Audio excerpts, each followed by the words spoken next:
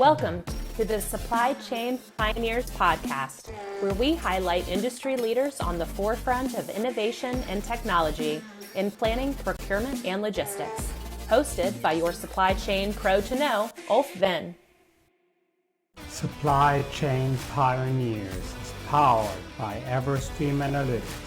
Everstream gives you the predictive insights and analytics to make your supply chain faster, smarter, safer, and leaner. Go to everstream.ai to book your demo today. Hello, everybody, and welcome to a new episode of Supply Chain Pioneers. And with me today, I have Nick Gospodinov, who is the founder and CEO of Mandel AI. Hi, Nick. Hi, Ulf. It's good to see you again. Good to see you.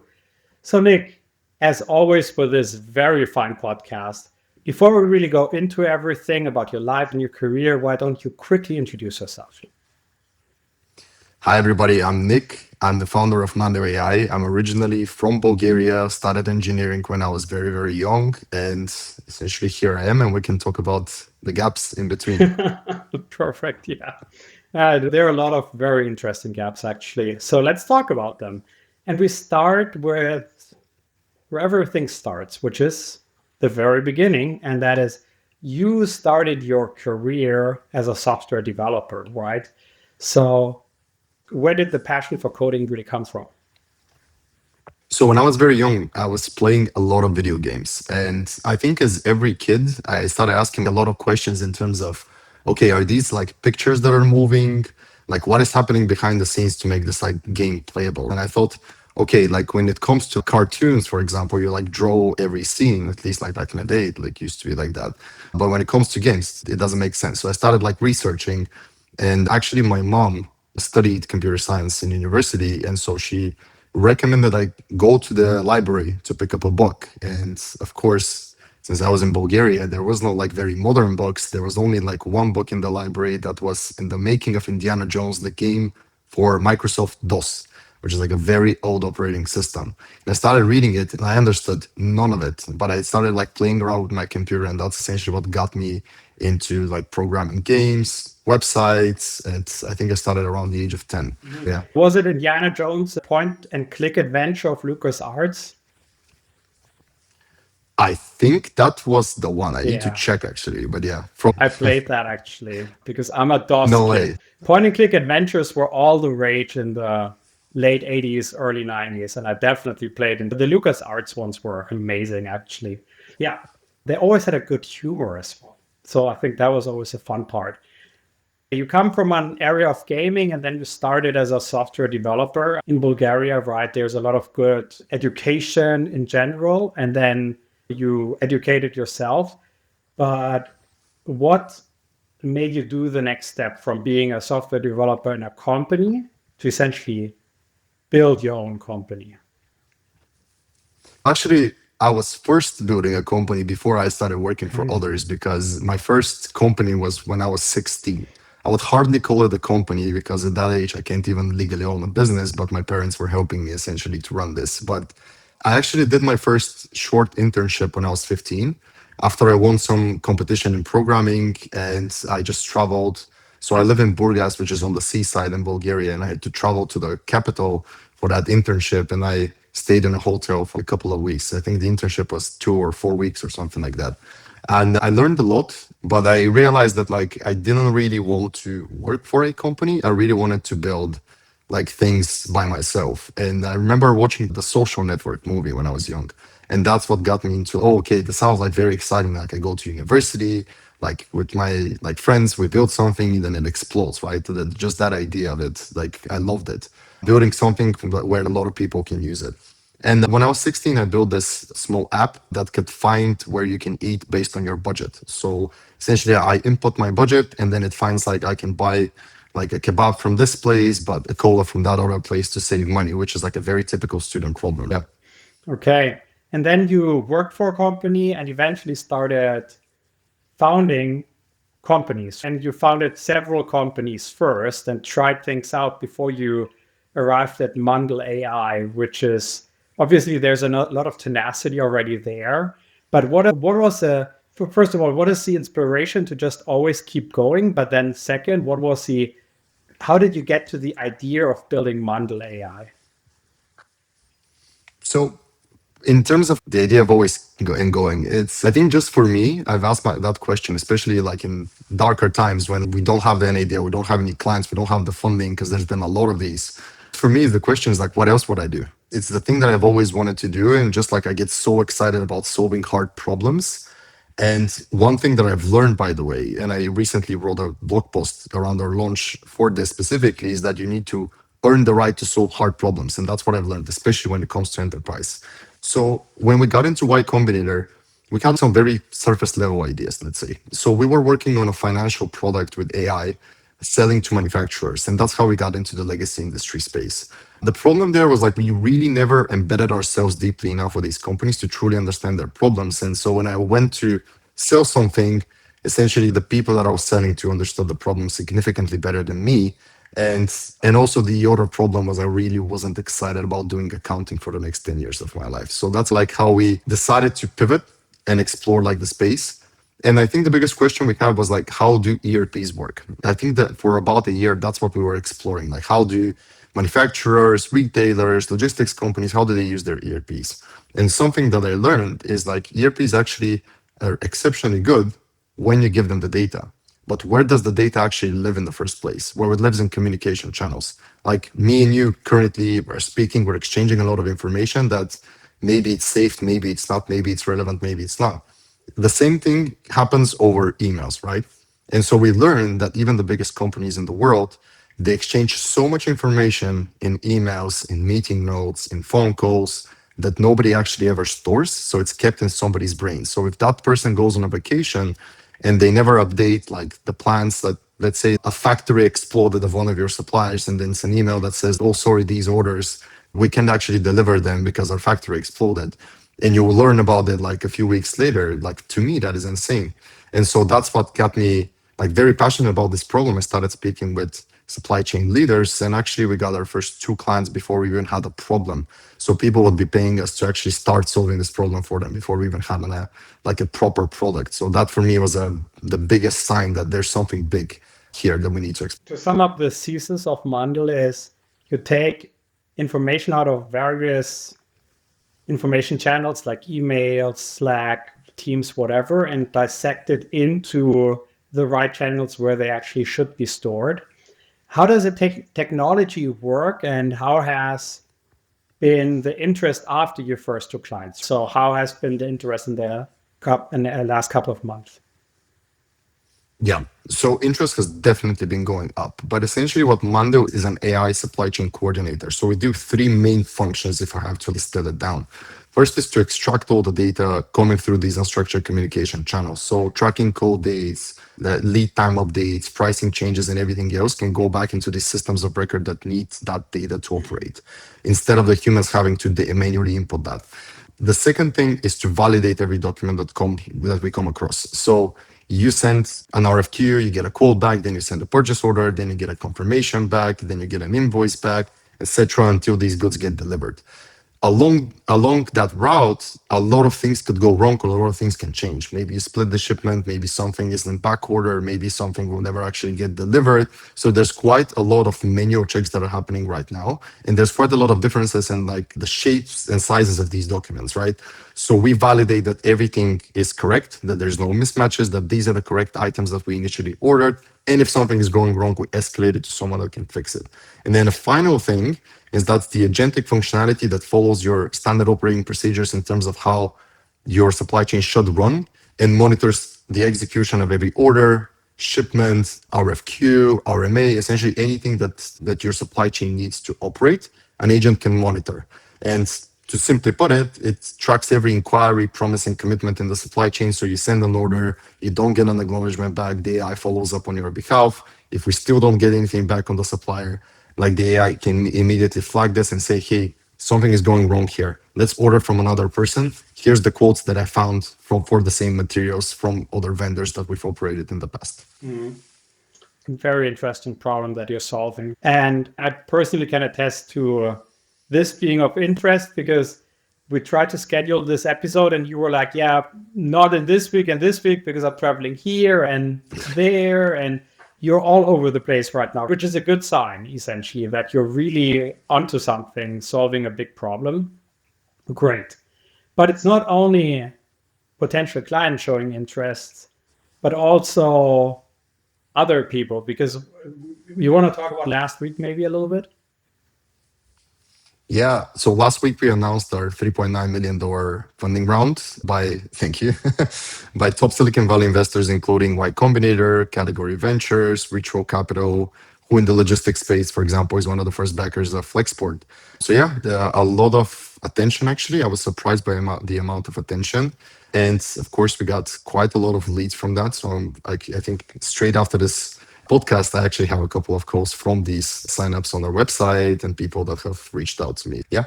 Yeah, great. And that is in a time where actually right now, I would say investments are not as common anymore, right? The COVID hype has been over. I think there's a lot more due diligence going on when it comes to investments. It seems you're really onto something, frankly, which is great. No, I've worked in supply chains a lot, so I can totally attest to that being a big issue.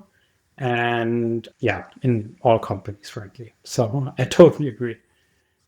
It's not a bad topic to go into. So now you're essentially one of us in supply chain, right?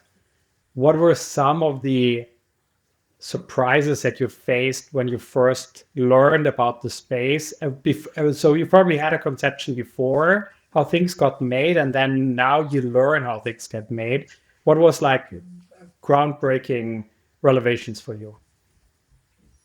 I think the most groundbreaking was what ended up being our company is that you can actually have a supply chain hang on a single email could derail like the global supply chain, not just like your supply chain, but if somebody does not send an email, forgets to send an email, or sends the wrong email to the wrong person, essentially everything could go burning.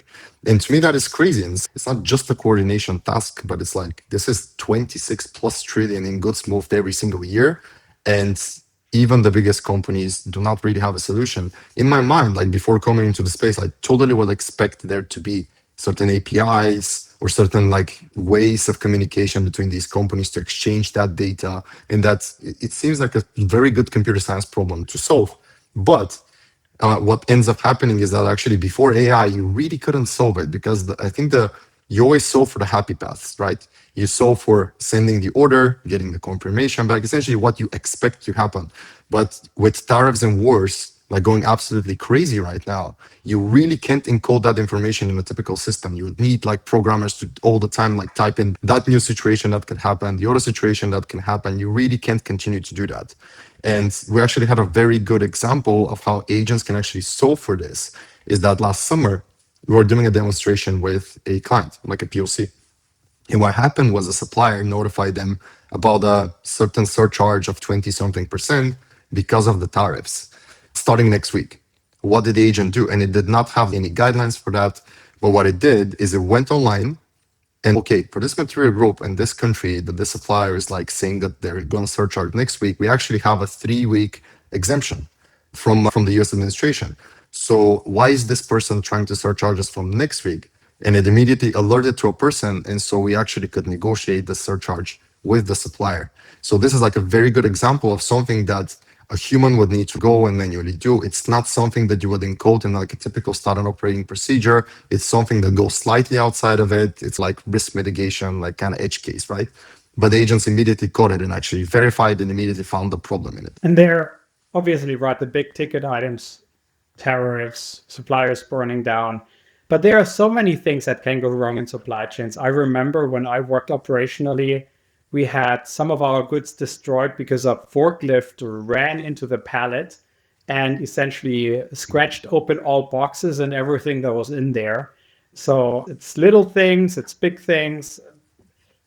A lot of humans are involved when it comes to handling boxes and moving things from A to B. So there's always a problem somewhere. Exactly. Way too many touch points. Yeah, but also hard to avoid because it's like very global these days, these supply chains.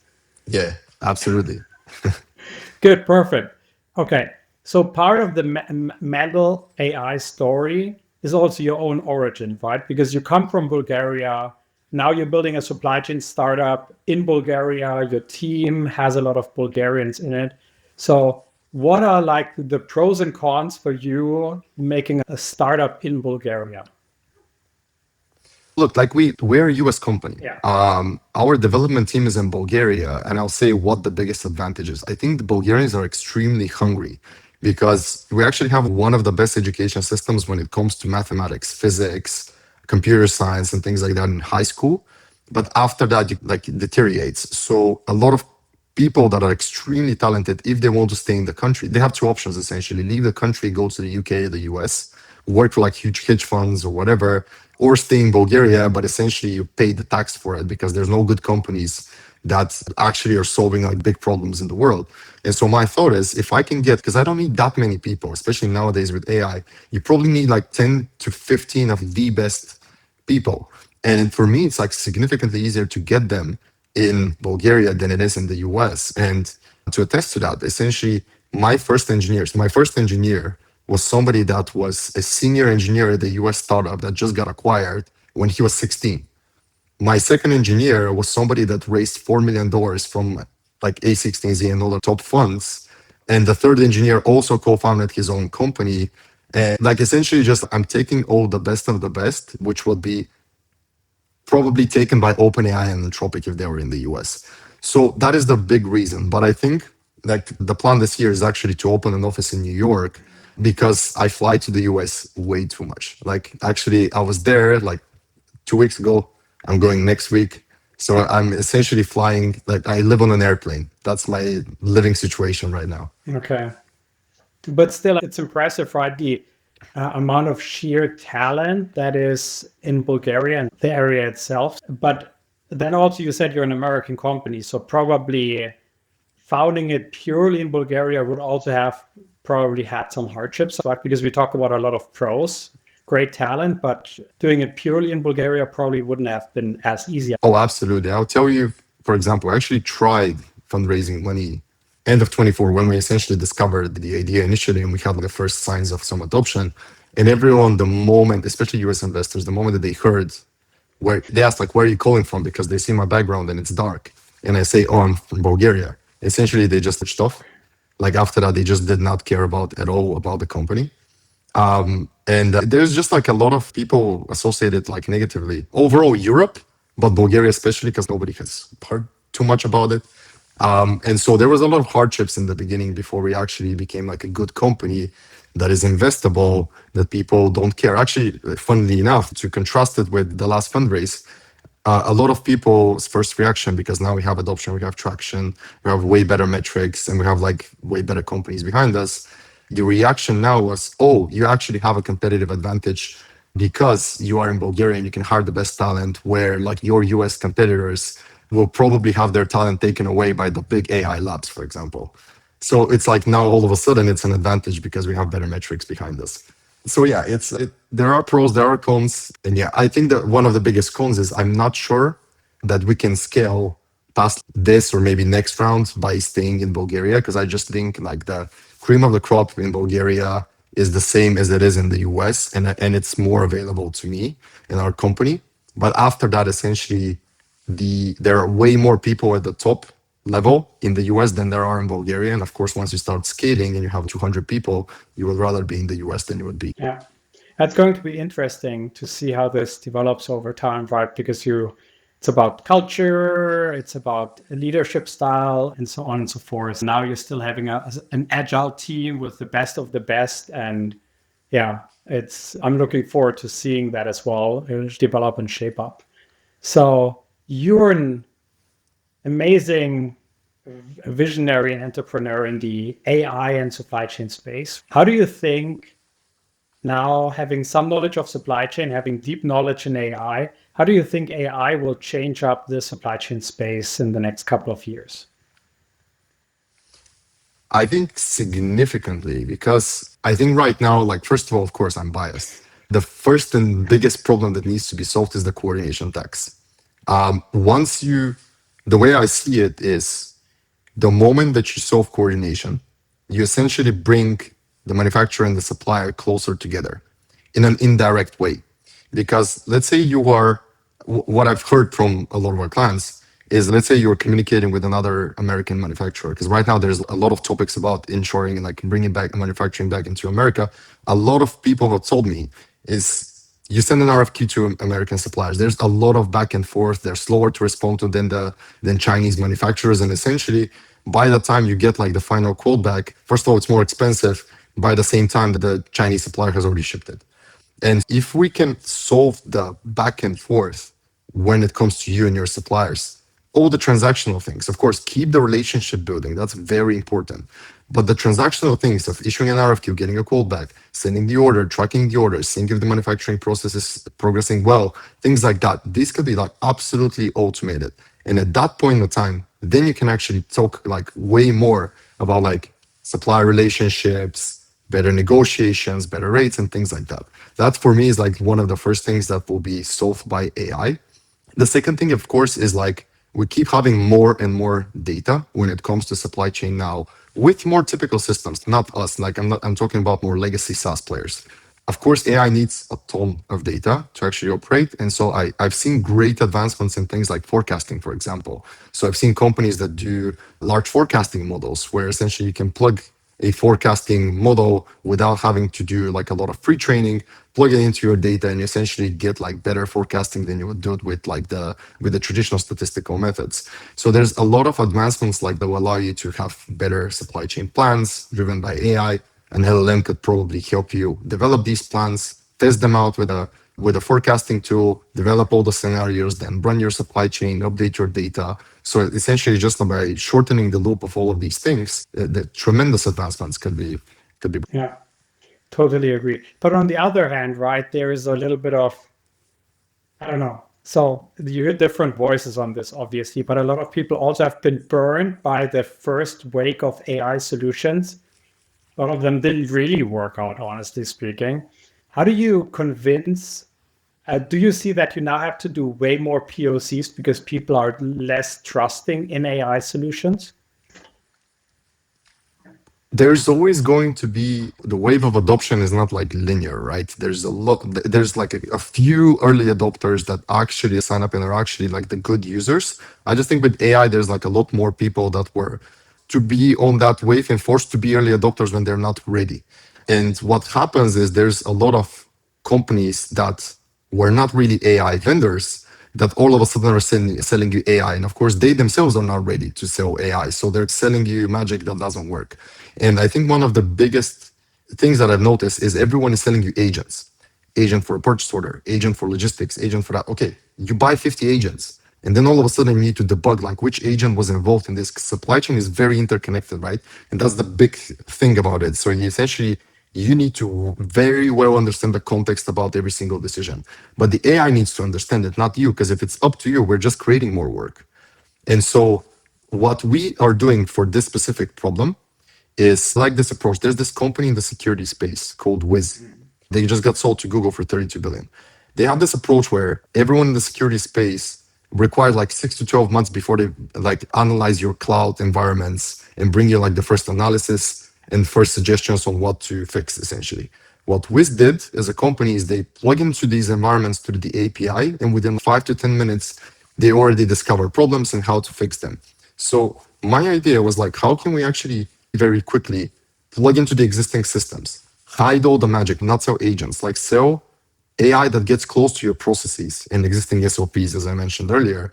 And within 5 to 10, 15 minutes, even during a demo with an enterprise, I can show them unpaid invoices, shipments that like their tracking code is saying that they're stuck in customs, an engineering drawing that got rejected, but the engineer still hasn't actually looked into it and things like that. And then actually learn more and more from by adding these connections instead of relying on the initial integration being like super huge. Essentially, we're like super valuable and bring ROI within 5 to 15 minutes of integrating with us. Or, okay, let me not promise magic, but definitely first day. Mm-hmm.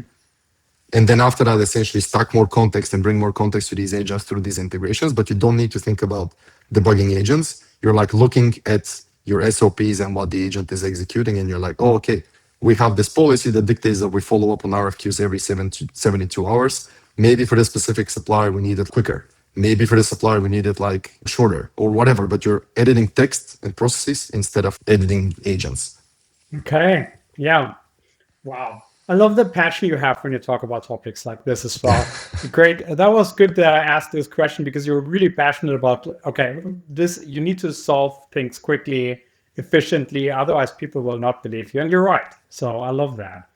Okay. So we have now seen you're deeply embedded and you believe in what you're doing and you also really try to understand supply chains. That means you invested a lot of time in the last couple of years building Mandel AI.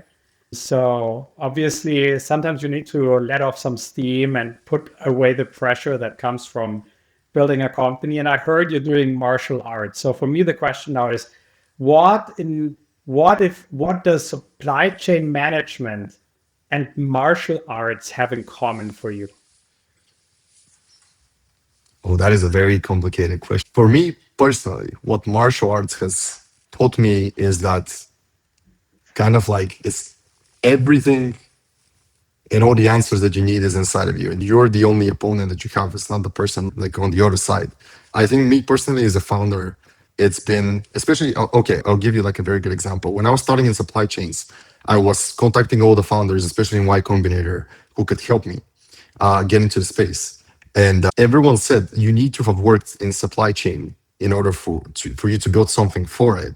And so essentially they said, get your the money back to your investors and don't bother essentially until you've worked like 1 or 2 years in supply chain, which if probably I haven't done like martial arts, I would have given up. But like my competitive spirit, I've always been competitive, but I think since doing martial arts, I've become like extremely competitive. To me, it was like, okay, somebody's telling me I can't do it, then I need to show them that they're wrong essentially. And so the first thing I did was like just embed myself in the factories of the first few clients. So we would travel immediately. That's the reason why we had to delay this podcast, is that I insist, and to bring this back to what I said, is like you need to earn the right to solve hard problems. And supply chain is a significantly hard problem because it's so interconnected. There's so many processes inside of it. You can't just say a supply chain. What is a supply chain? Every supply chain is different. You have so many processes. You have procurement, sourcing, you have quality control, you have logistics. There's so many pieces in there that you need to learn about. And you can't just learn about one and like disconnect it. It's not like other like work that you can do in this world. So you need to learn about everything else. And if I didn't have my martial arts background, probably I would have given up like significantly earlier. Yeah, persistency. Yeah, that's great. Absolutely. Perfect. Okay. Nick, we're unfortunately at the end of this very fine podcast. So first of all, thank you for coming. And then second, for everybody who's still here watching or listening, or however you're enjoying this fine podcast, I'm wishing you a good morning, evening, or night, wherever you are. And with this, see you next time. Bye-bye. Bye. This was Supply Chain Pioneers. Thanks for watching, listening, or however you are enjoying this podcast. You can find Supply Chain Pioneers on Spotify, Apple Podcasts, all other major podcast players, as well as on YouTube at Ulf Talk Supply Chain. Please don't forget to like, subscribe, and comment. See you next time.